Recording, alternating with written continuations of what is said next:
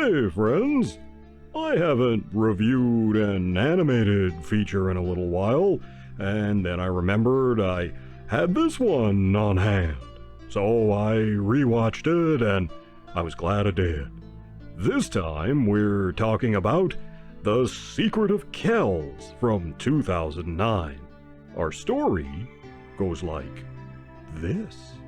It's around the year 800 or so, and our hero is an orphan boy named Brendan who lives in Kells, a town run by his uncle, an abbot. Now this abbot has been making everyone work on a wall that surrounds the town to the exclusion of all else in order to provide the town with protection. What they fear most are the Northmen, Viking raiders who destroy everything in their lust for gold. And it is the abbot's hope that this wall will save the town from the invaders. One day, a great illuminator arrives, fleeing the destruction of Iona by the Northmen.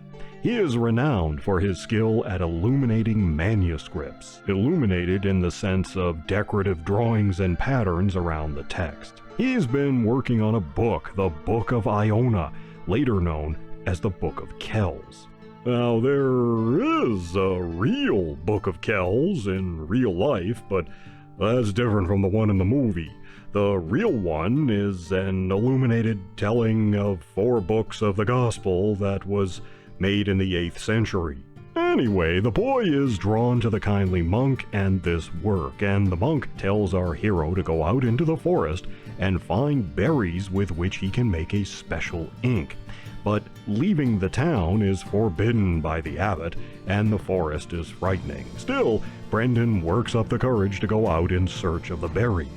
In the woods, he meets a supernatural being named Aisling. Aisling takes a liking to our hero and helps him out, and they become friends.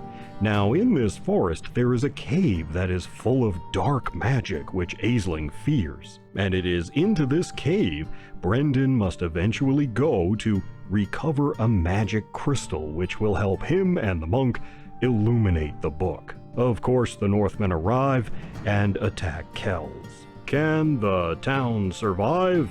Can Brendan save the book from the invaders? This is a very refreshing picture. The very look, the feel, the tapestry of it tells you right away that this is something different from what we're used to here in the US. This is a very Celtic picture, production done in Ireland, but also in France and other European countries. The depiction of magic is fascinating and very much in keeping with Celtic traditions of nature-based magic and symbolism. Even Aisling's name is Irish for dreams or visions, who was a sort of muse for poets. Originally, The Secret of Kells only played on a handful of screens in the United States, and that was a crime. You won't see anything like this picture outside of anime or Samurai Jack. In fact, Samurai Jack was one of the inspirations for this film, with its constantly shifting art style. The creators also looked to the animated version of Mulan, among other things, fascinated by the way cultural art styles were incorporated into the basic visual design structure of the movie. Still, Disney can't make anything like this. They haven't made anything good for years. No, you'd have to go to Japan and anime to find art and animation taken this seriously as both an art form and a method for storytelling.